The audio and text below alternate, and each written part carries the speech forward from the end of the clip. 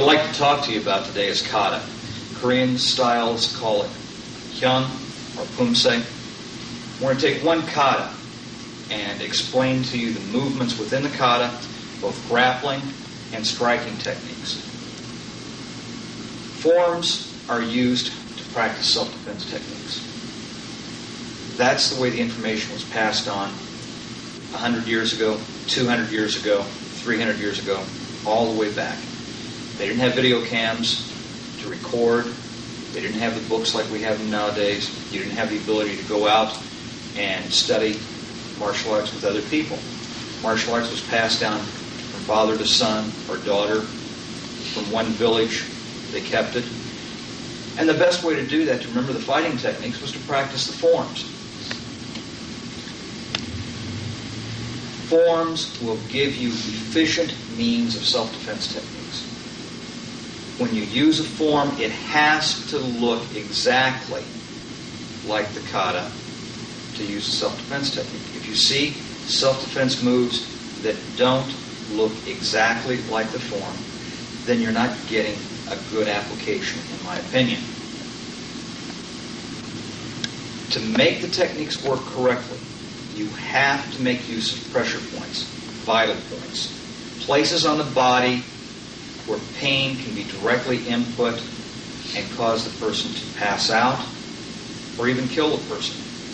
You can make people sick with pressure points. So when you practice these pressure points, you have to use an extreme amount of caution. I'm going to be showing you a lot of pressure points in the course of this tape. And I will show you how to do knockouts in this tape. And they will work. But you need to know how to revive the people that you're doing them on. You need to know safety to actually knock somebody out. You have to understand the safety precautions. I want to talk about safety first. And as we talk about safety, we'll start understanding a little bit more about the forms. The first thing, if somebody is over 40 years of age, do not knock them out. Do not strike people on pressure points who are over 40 years of age. At 40, your body starts wearing out. And these pressure points affect the internal organs of individuals. So if your heart is beginning to wear out and you strike people that are over 40 on pressure points that affect the heart, you have the potential of causing them some serious bodily damage. The same thing goes with the lungs, liver, kidney, spleen. All of the internal organs can be affected by vital point techniques. If somebody has a bad heart, don't do pressure points on it. It's not necessary.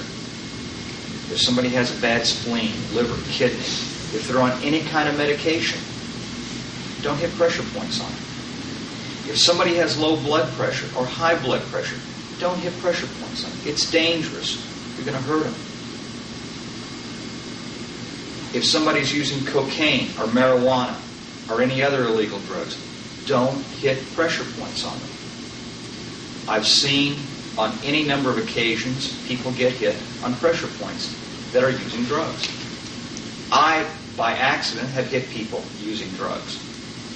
And you get an immediate, very, very strong effect on pressure points. It's so strong that the people get sick, and they're very difficult to revive. If you use illegal drugs, do not allow anyone to hit you on pressure points. Pressure point techniques also require that you have a good knowledge of anatomy and physiology.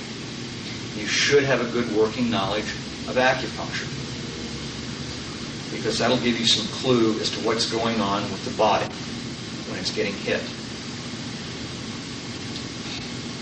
An important rule to remember is we make use of points that are used in acupuncture, but we also use points that are not used in acupuncture.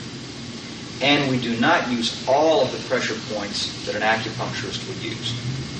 We're going to use places on the body that you can get to immediately in a real fight vital points that you can reach in a real fight. There's a pressure point on the bottom of your foot. That's pretty hard to get to in a real fight. So be careful. Do not hit pressure points on somebody unless you know what you're hitting and what the effect is and how to revive them if they do pass out from a pressure point technique. If you don't know or understand revival technique, please do not hit people because you can hurt your training partners seriously. When you're training, when you're working with pressure points, you can only do pressure points on one portion of the body at a time. Work only the arm. Do not try to go in the arm and then the body, or the body and then the legs. You'll make somebody sick. Pressure points will stay active, fully active for 20 minutes. So if you want to change parts of the body that you're attacking, wait at least 20 minutes. My preference is to wait a full 30, just to give a little bit extra margin of safety. But if I wait 20 minutes and hit pressure points, they still may be active. So I like to let myself have 30 minutes between pressure points, or areas of pressure points that I hit. When you're doing pressure point techniques, never hit pressure points more than 15 minutes per week, because you can cause some injury.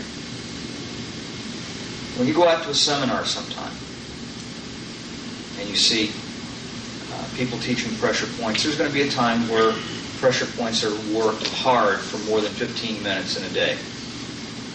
That will be an unusual occurrence, and that shouldn't bother you.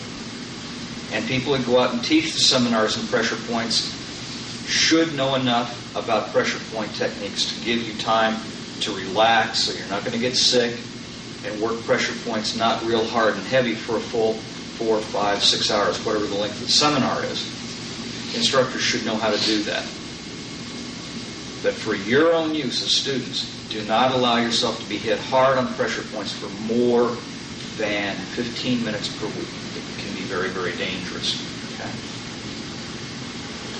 When you're working pressure point techniques, the thing that makes what we do unusual or different is that we're using multiple pressure point attacks to affect knockouts, and we're combining the pressure points with the forms, whether it's a Korean-style form, a Japanese form, an Okinawan form, a Chinese form, or any other form of martial art.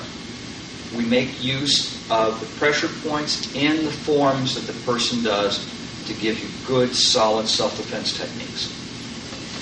Now, what I mean by using multiple points or attacking multiple points is real simple. If you attack one pressure point, you're going to find pain at that pressure point. If you attack two pressure points, you'll find pain between the 2 points.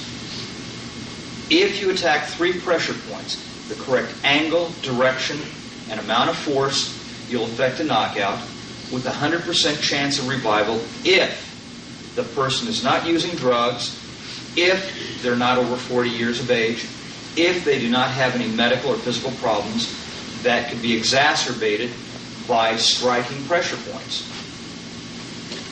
If you strike 4 pressure points with the correct angle, direction, power, you will knock the person out and you'll have a 90% chance of reviving them, which means that there's a 10% chance that you will not revive them.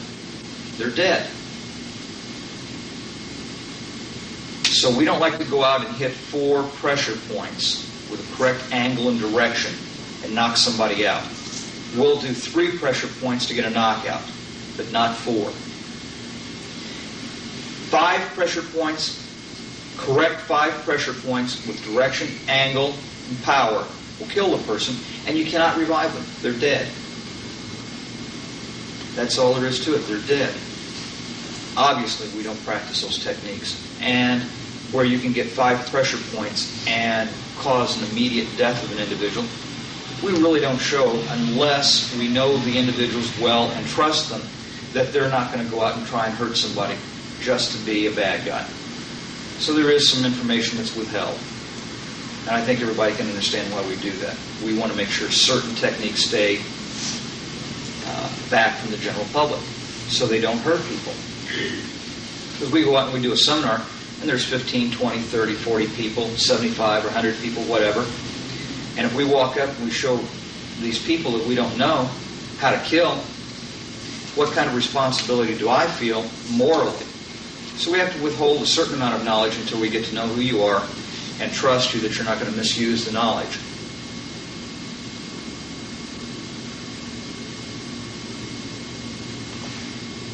Pressure points, when we teach them,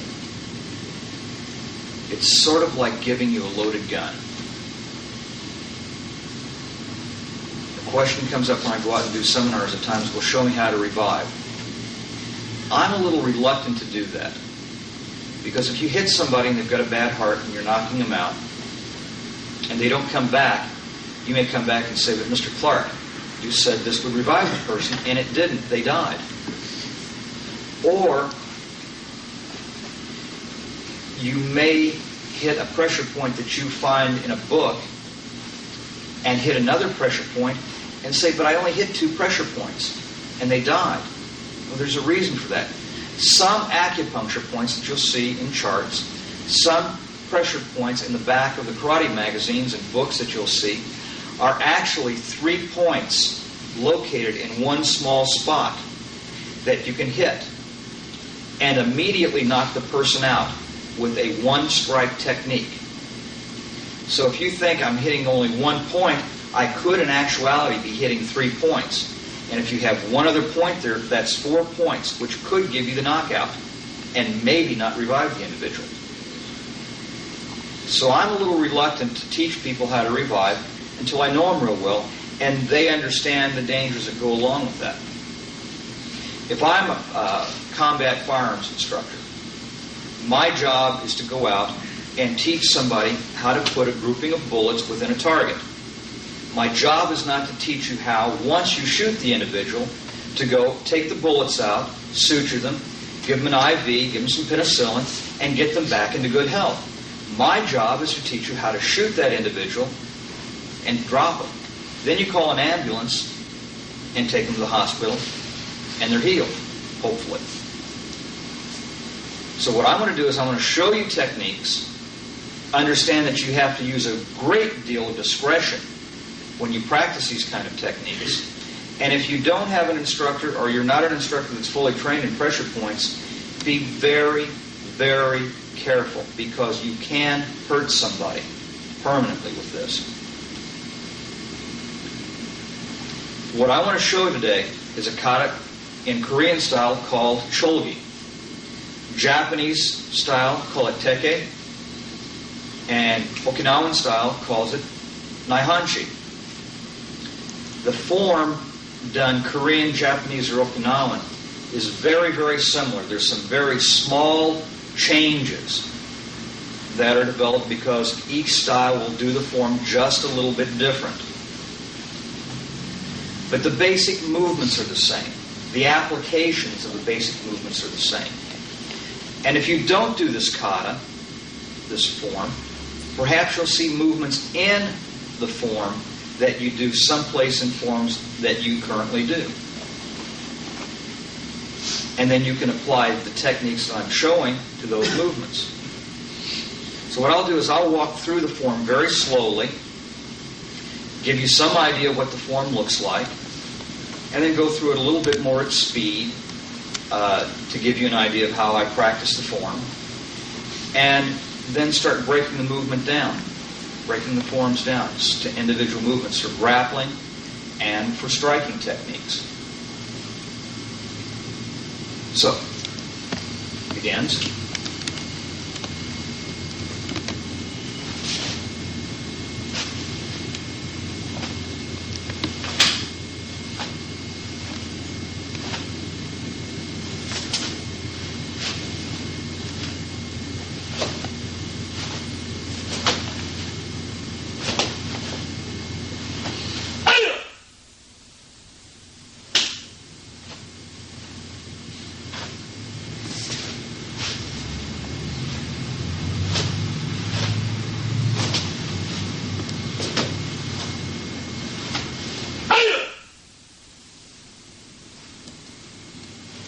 this form was taught originally to very beginning students in the martial arts. In Okinawan karate, this is the first form that's taught. At Indiana State University, where I teach, this is the first form that I teach my students there. I can do the form backwards, watch my students, and they can see the movements being done as if I were standing in front of a mirror. There's no turns, there's no twisting movements like the basic H forms in most forms. Very simple, direct form. So it's a good one to begin with, a good one to learn with. A little complicated, but it's easily mastered by students when they first start out. A little bit more at speed.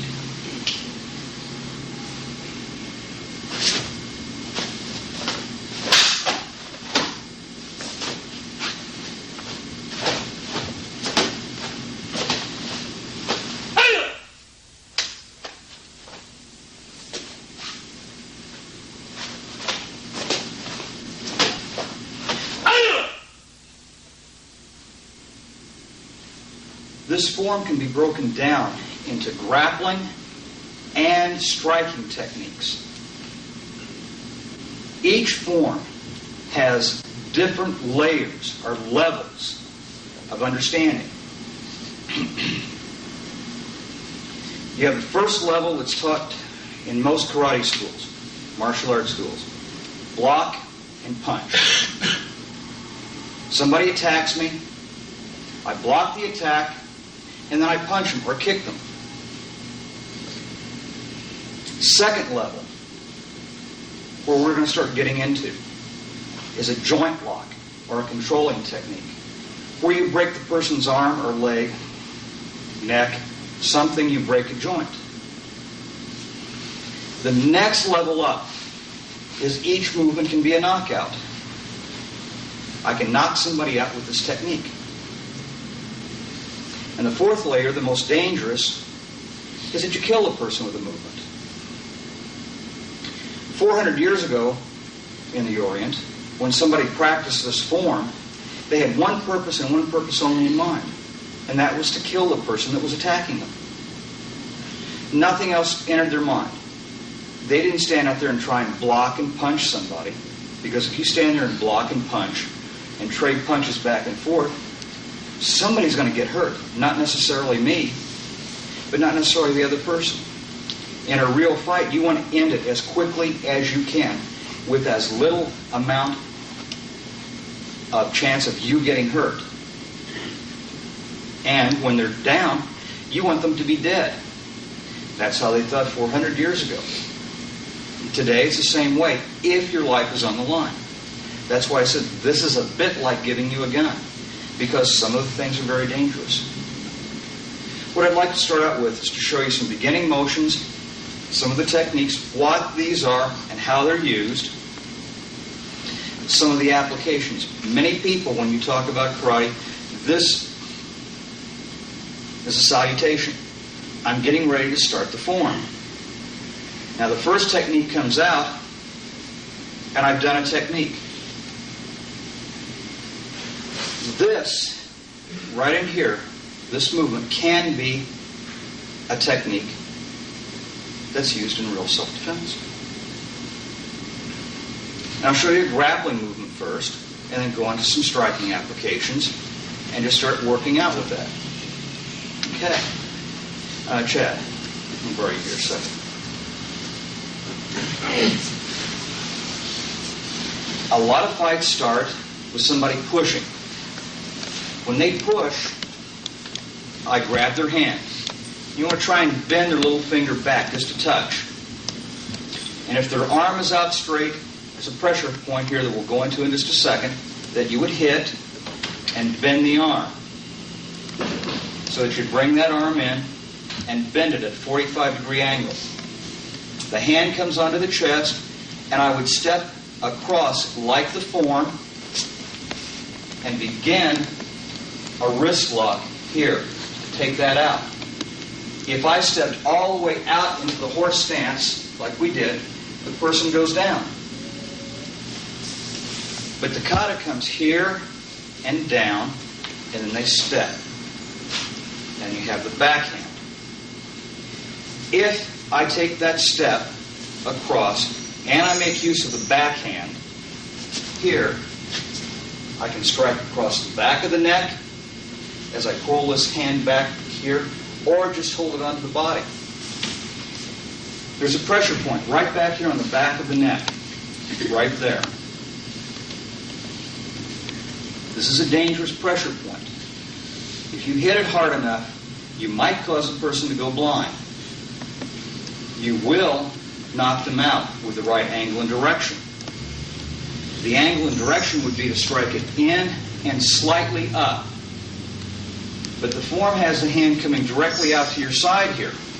So if I'm coming across and down here, and I come across here, I can get a nice buzz off the individual and get them to begin to go out.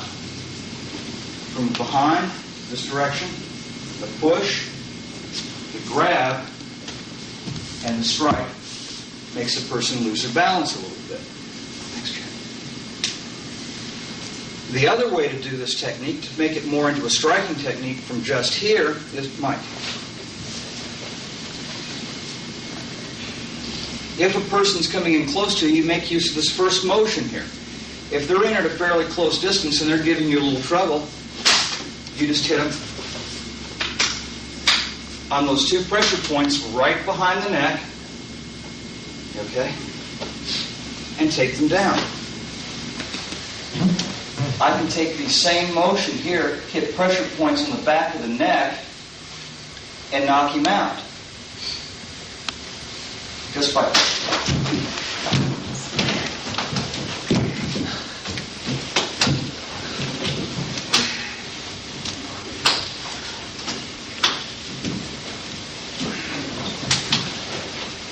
taking that. Okay?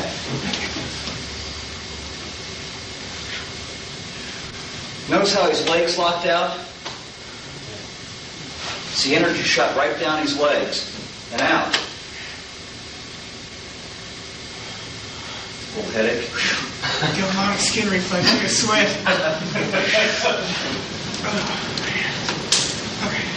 Okay. Yeah.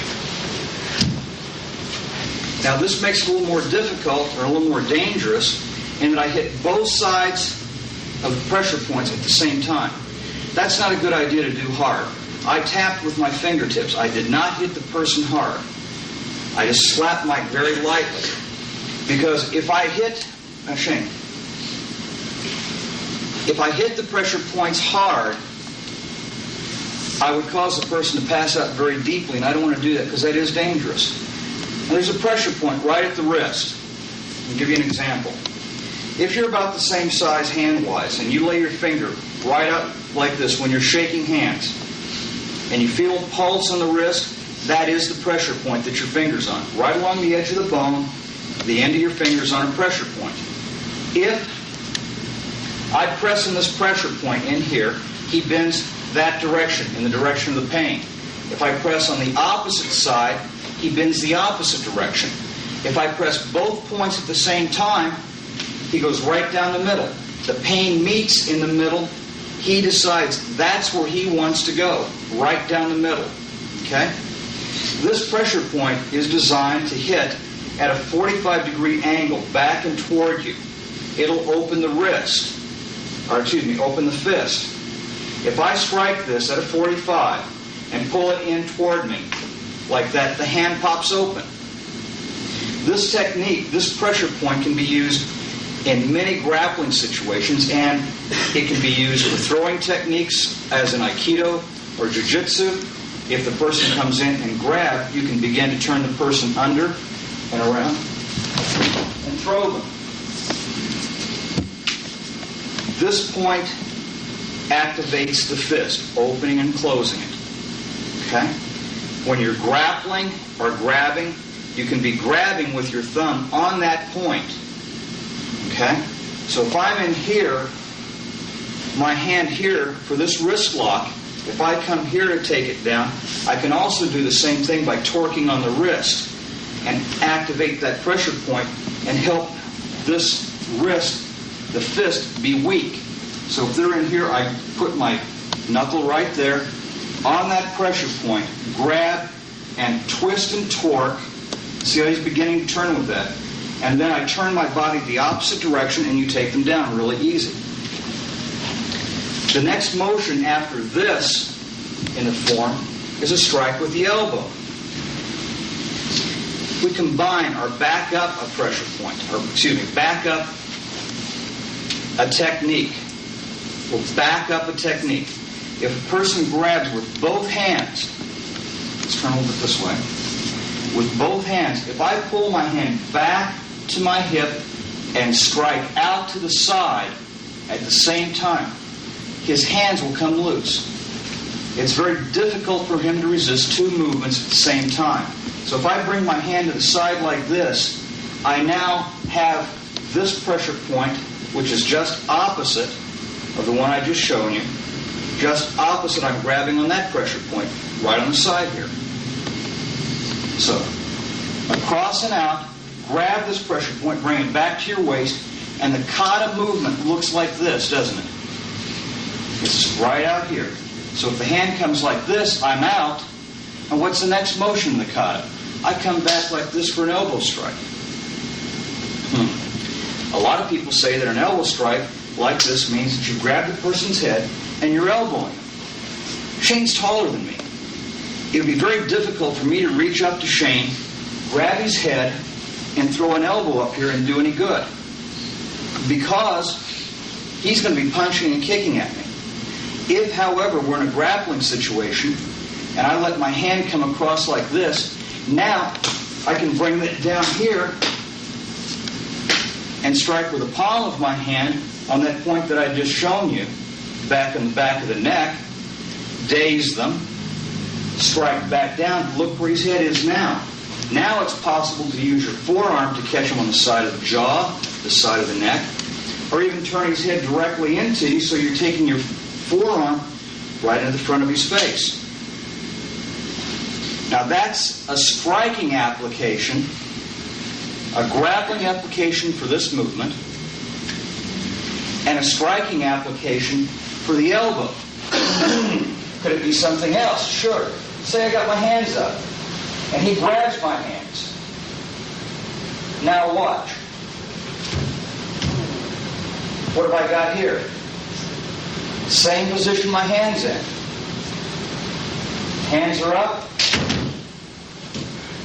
And you got a wrist lock. Break the wrist, right? Gee, is that the only explanation? No. What if he grabs? I can do that same elbow again.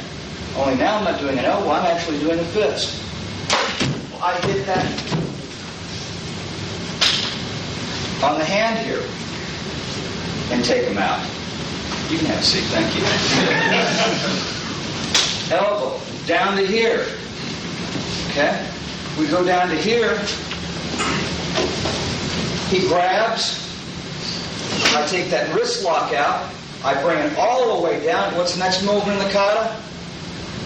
A down block. I'm down blocking his head. There. You sit down. So I down block the head.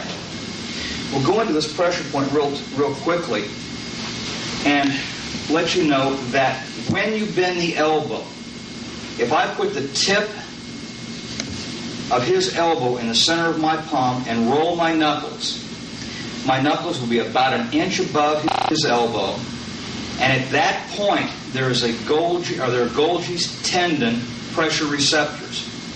There are about one Golgi's tendon body to every fiber in that arm, between the tendon and the muscle.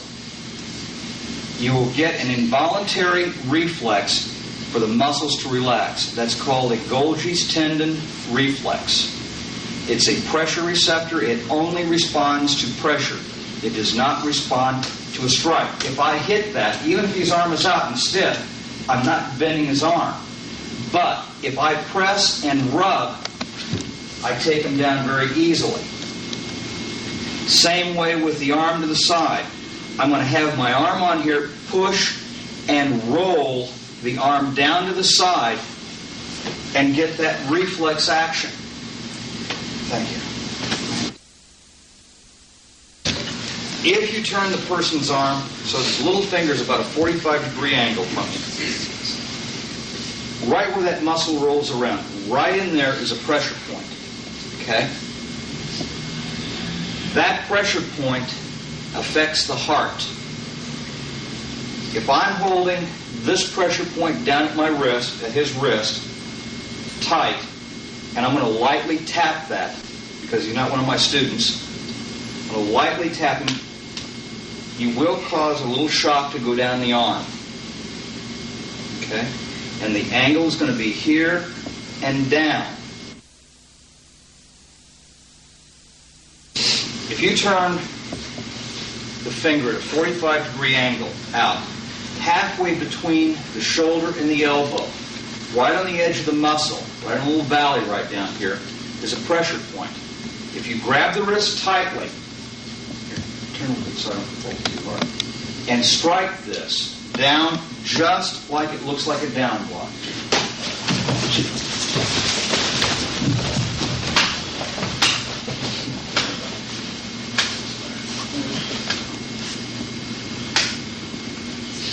Are you there?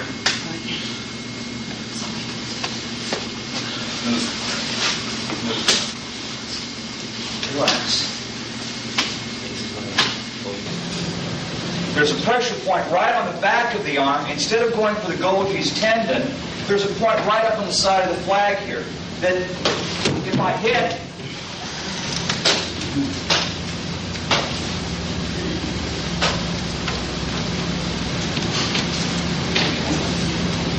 you can knock the person out with. Each of the techniques in here, in the kata, are very effective when you take somebody out. It is somewhat dangerous. You do have to revive the individual. You have to know how to do the revival. So this, that shows as a down block in many places, can be a way to knock somebody out if you do it correctly. If you do it rather lightly,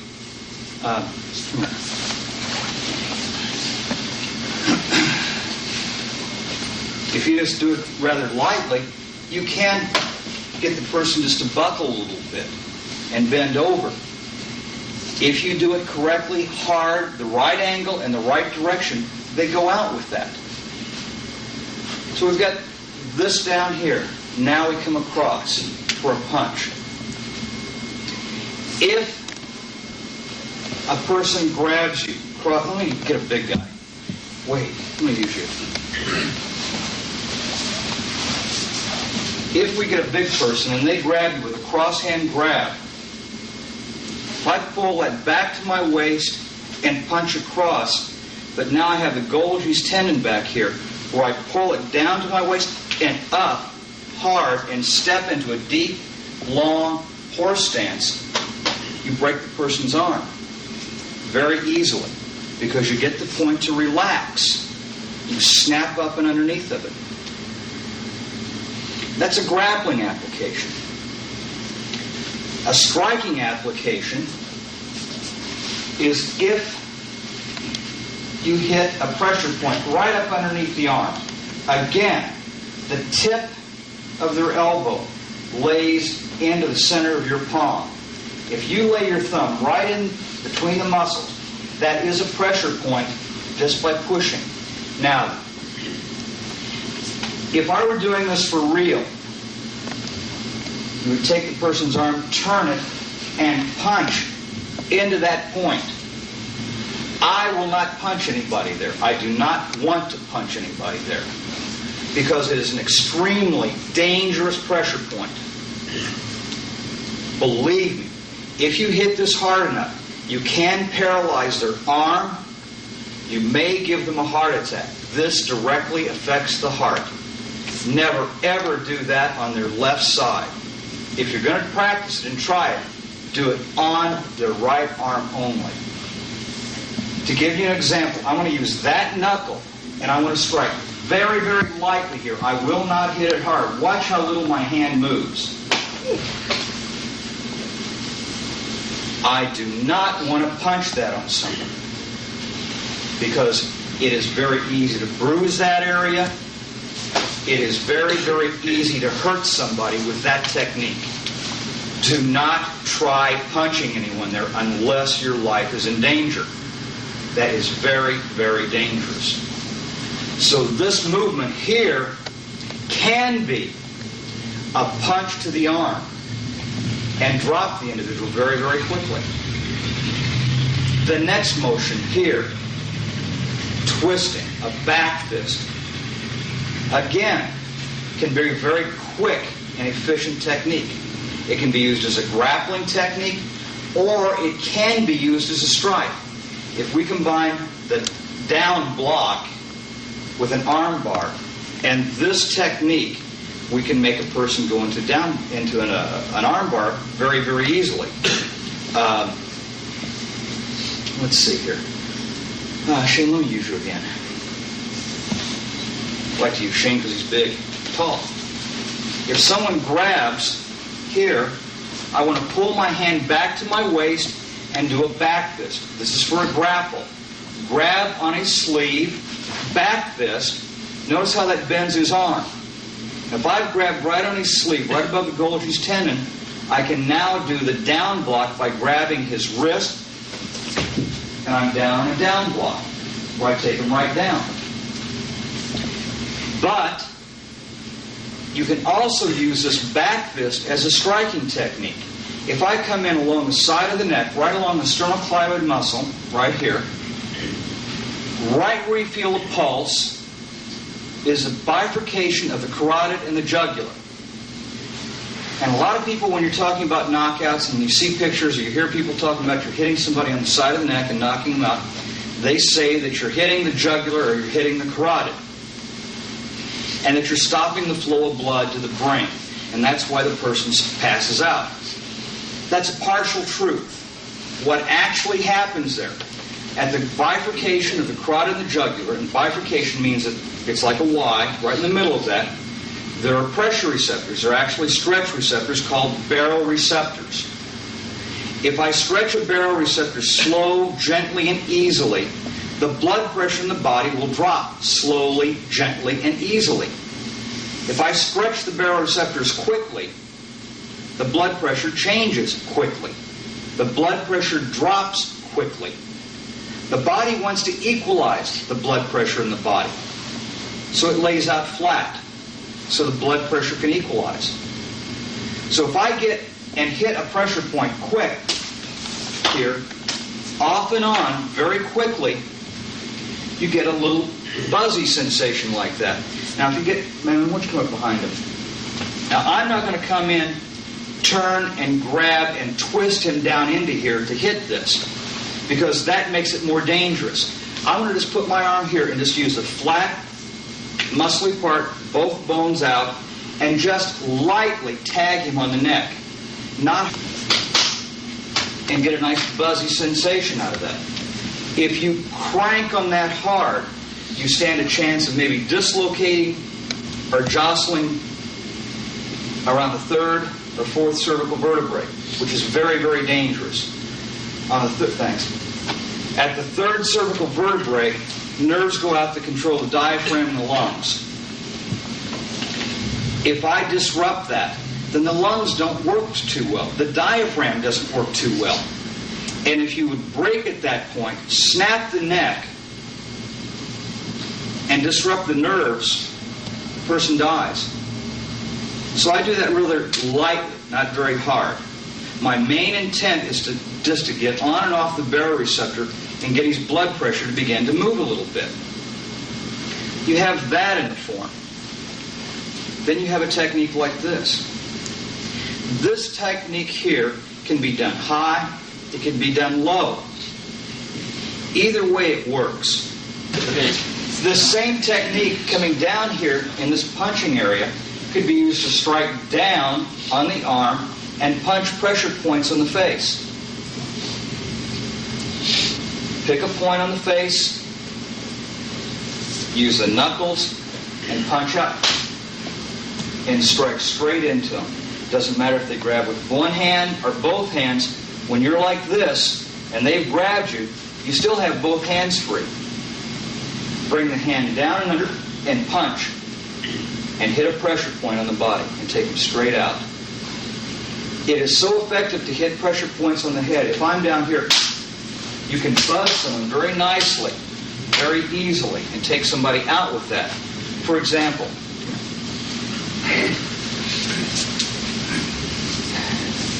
on a person's head, there are 3 pressure points. One is right here, and 2 right here.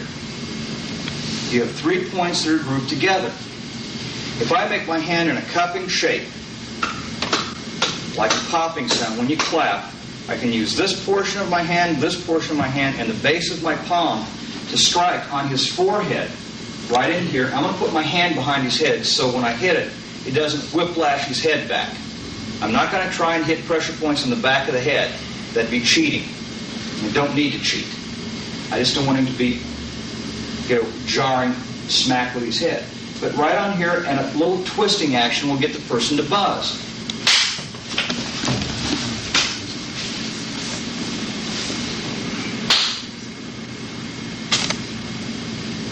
There. Okay.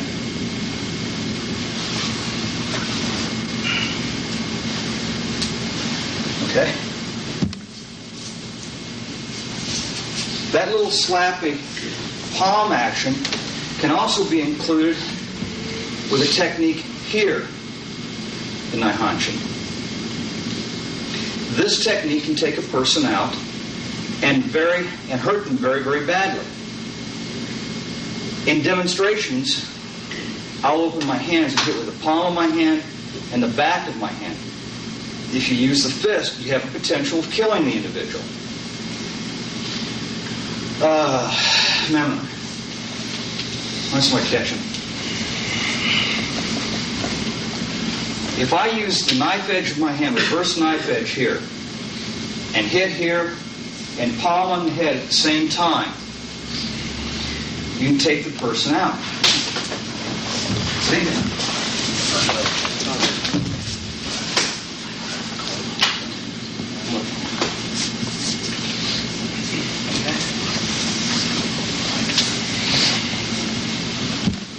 If you do that technique with a fist, you stand a potential of hurting the person seriously. You can hurt them with this, don't get me wrong. You can really hurt somebody badly if you hit them too hard with it. You get a headache out of this technique. I know, I've been hit with it. You get a headache with it, and you say, oh, I'm okay.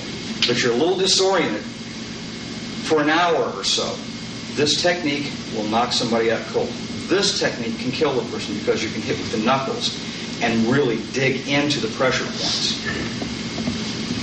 When you're coming back with these pressure points and coming out like this, the next technique you see is this. That always looked goofy to me. What would you do in a real fight, a real self-defense technique that would do this? This is real important. It maps out pressure points on the legs that you would attack. Pressure points that you would kick, that you would take out on the individual. If I kick this pressure point like I would do in the form and strike the person on pressure points, you'll knock them out and do it very seriously. Mike, let me use you a minute. And when I do this, I want to do it real lightly. I don't want to hurt him.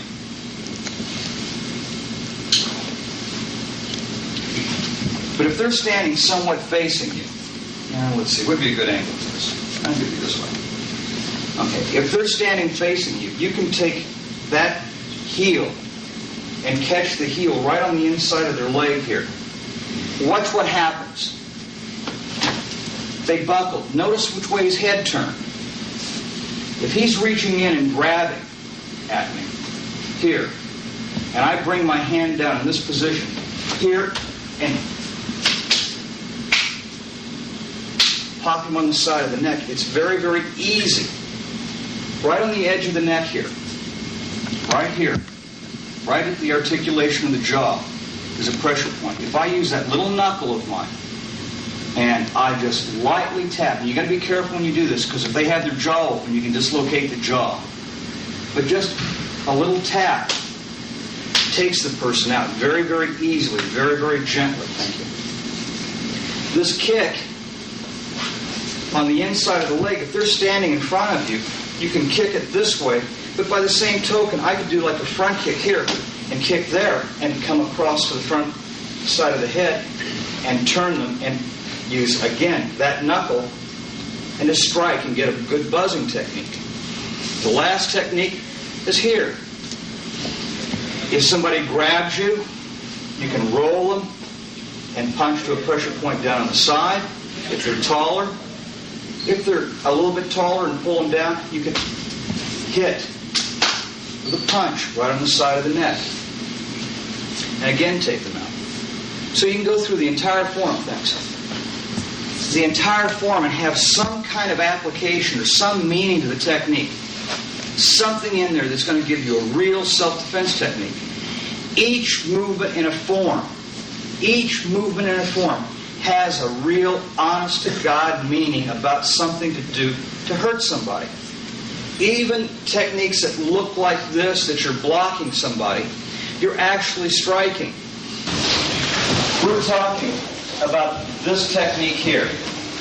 That this is a block against a punch, or it might be a strike to the head and the neck. Which hand am I striking with? The head or the neck? The extended hand. I'm going to offer you an alternative explanation. I'm going to be hitting the neck with this hand. How's your hands go? I can block. Your hand comes back like this. Your hands come out here together in it. See, in some styles they do. They cross like that, though, don't they? Oh. So if your hands cross like here, could there be a technique right here? Let me show you. If my hands are going like this, as I do the knife hand strike, I could be glancing off the front of his head and striking back here and getting that pullback like that. In this one. With a knife hand block, you can use the side of your hand, chop along the sternocleidoid muscle, right on the baroreceptor, and palm on the forehead, so that you're getting this action out of the knife hand. So if you're in here, let him down.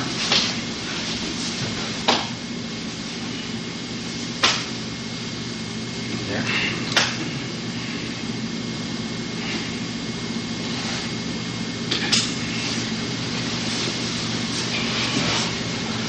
You can get a good knockout by just this portion of the technique. By the same token, though, you can do the same type of technique if, for example, here, Jim, let me use you.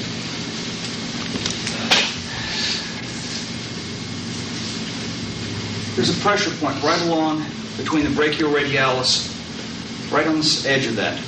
If I press in on that, you're going to get some pain if I use the tip of the thumb. If I strike it down and in at a 45-degree angle, the knees buckle, this hand goes back, the head comes forward, and the chin turns to the side. So, if I grab there and strike, here I get a nice reaction. By the same token, if he's punching on the arm like this and striking, I can strike the pressure point at the wrist with the back of my hand and also with the arm at the same time. Let's try it here. Punch.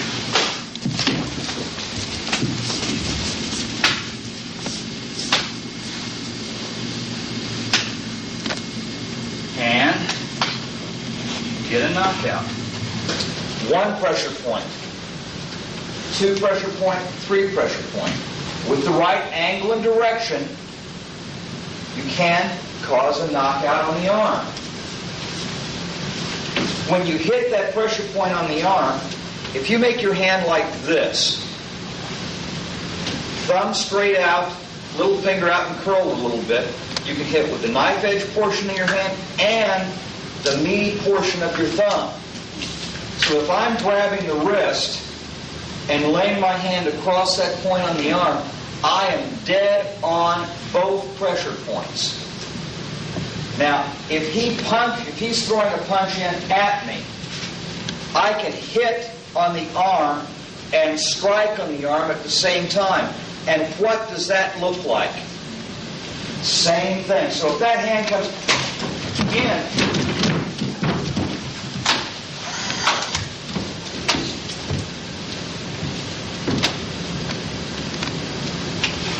there, you can get a knockout on the arm. Catch it. If you bring your hands back like this, like a lot of karate styles do before they do the knife hand block, if the person comes in with a punch or a grab, this hand can come to the side and grab and strike on the back side of the neck here on that pressure point. So the hand comes in. You okay?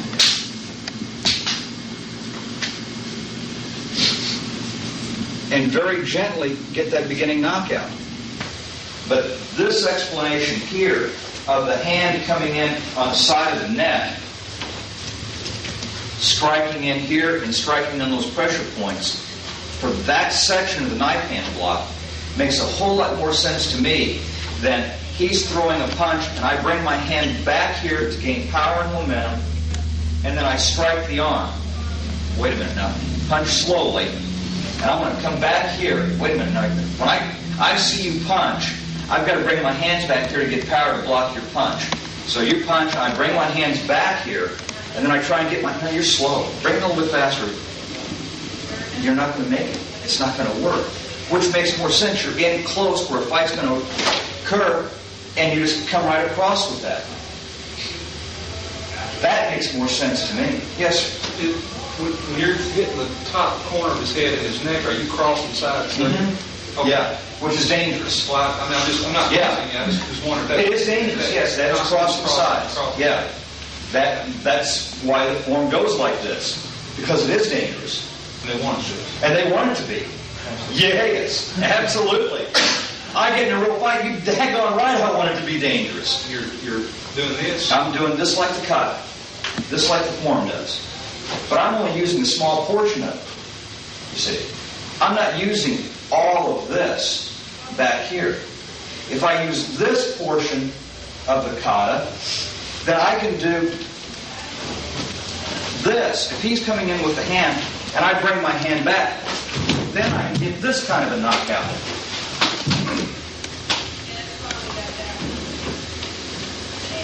You there? Pressure points can be extremely dangerous. They can be very, very violent. But that gives you the whole secret to the movements in karate. That tells you the angle, the direction, and the way to go with the technique. If the movement does not look like the movement in the form, it is not, in my opinion, a good explanation for the self-defense technique. It has to follow along, form and function. They're one and the same. You want to be able to build conditioned reflexes so that a person attacks you in a certain way, you're able to respond with a certain kata or a movement out of a kata.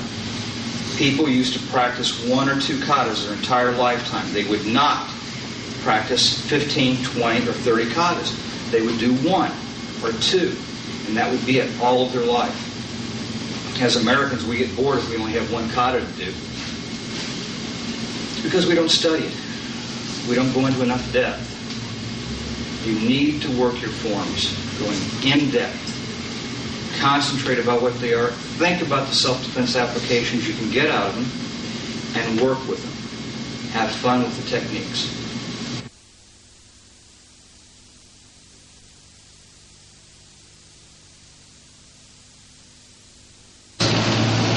Four fingers up from the ankle bone, the pressure point, right here, right at the edge of the bone, is a good pressure point. If, give me your foot. Now don't put your hands up. Just catch it when it falls. If you use the palm of your hand and strike that pressure point here. You can take the person down real easy with that. Okay?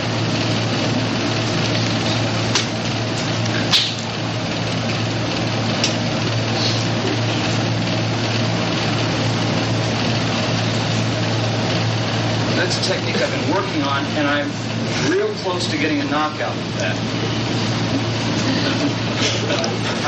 If you get that foot right in here and use the palm right into here, don't hold on to it. I don't like that.